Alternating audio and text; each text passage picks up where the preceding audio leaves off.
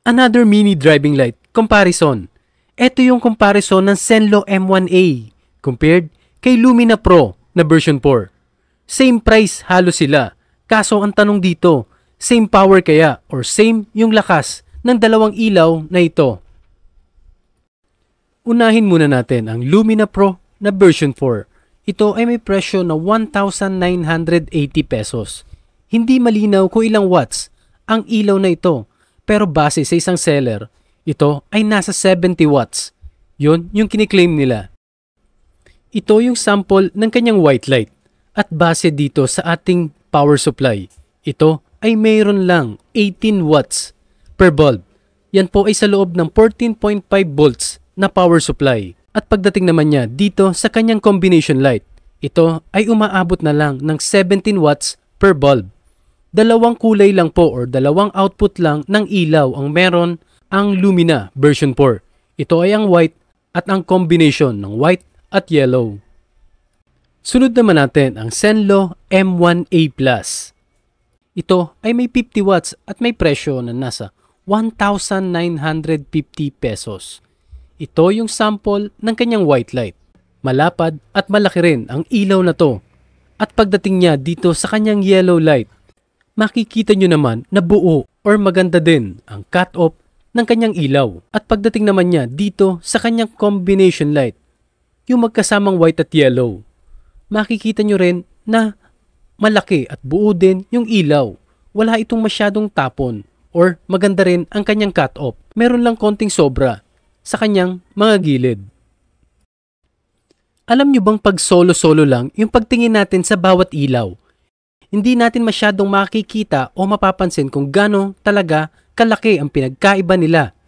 Unless kagaya nito na pagtabihin natin. M1A Plus yung nasa ibabaw at Lumina naman na version 4 yung nasa ilalim. Mas maliit, di hamak ang ilaw ng Lumina compared kay M1A.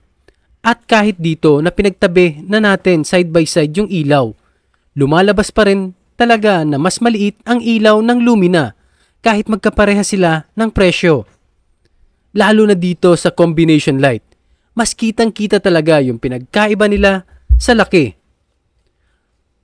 Pero kung tutuusin, halos parehas yung presyo ng mga yan. Pero mas malaki at mas maganda ang ilaw ng Zenlo M1A compared kay Lumina na version 4.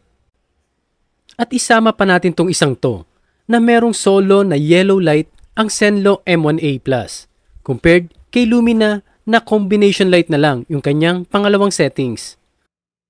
At kung titignan yung maigi, etong nasa video, yung yellow light or yung single yellow light ng isang ilaw ni M1A Plus ay halos kasiglaki na ng combination light na nilalabas ng Lumina version 4.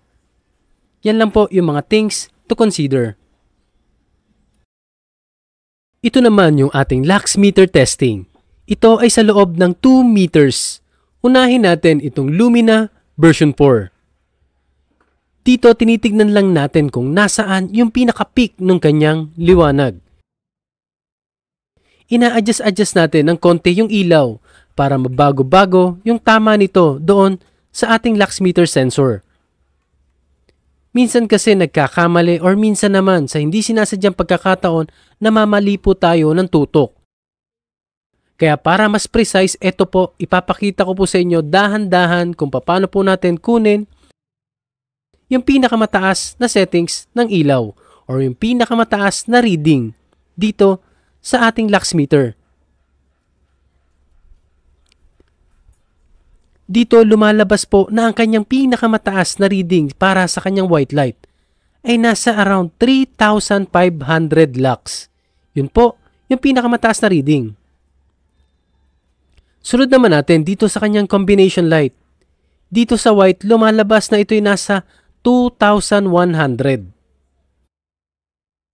At pagdating naman dito sa yellow light, ito ay meron na lang 1,800 lux para sa Lumina Pro na version 4.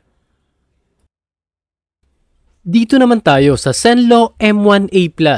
Ito yung kanyang white light. At dito makikita nyo na babago-baguhin natin yung pagtutok ng ilaw doon sa ating sensor para makita natin yung pinaka-peak o yung pinakamataas na reading dito sa ating lux meter. Napapansin nyo ba? From 3,800 bumababa ito. Ibig sabihin 3,800 yung pinakamataas na reading para sa kanyang white light. At dito naman sa susunod, sa kanyang yellow light. Umaabot lang ito ng nasa 3,400. 3,400 lux. Yan lang po ang pinakamataas na reading para dito sa yellow light. At dito naman sa kanyang mix or combination light. Umabot lang ito ng nasa 2,200 lux. Yun po, yung para sa combination light. At ito naman yung ating road test ng Zenlo M1A Plus na may 50 watts. Ito na yung sample ng white light ng Zenlo M1A Plus. Ganito ito kalinaw at ganito ito kalapad. May konting sobra sa dalawang gilid nito. Hindi naman ito nakakaabala dahil maganda at focus pa rin yung ilaw nito sa bandang gitna.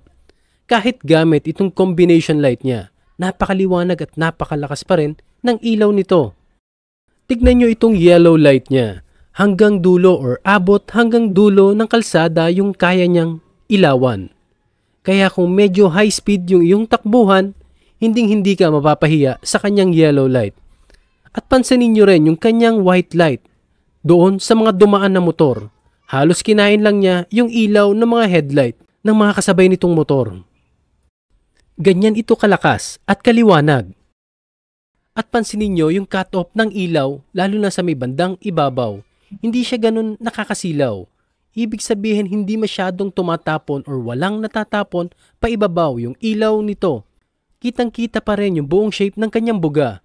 Lalo na dito sa white light, napakatingkad at napakaliwanag. Kahit may kasalubong ka kasing motor, hindi ito nakakasilaw or hindi nakakasilaw talaga ang mga ilaw, lalo na kung magaganda ang cut-off nito. Dahil pansinin nyo yung aking mga kasalubong, mapamotor man o four wheels, wala man lang nagtaas ng ilaw sa akin. Ibig sabihin, hindi sila nasisilaw doon sa ginagamit kong mini driving light. Dahil kadalasan yung mga yan pag nasisilaw, sigurado't sigurado natataasan ka rin yan ng kanilang mga headlight. Hindi ko alam kung nakita nyo or napansin na hindi kinain ng mga headlight ng sasakyan yung ating mini driving light.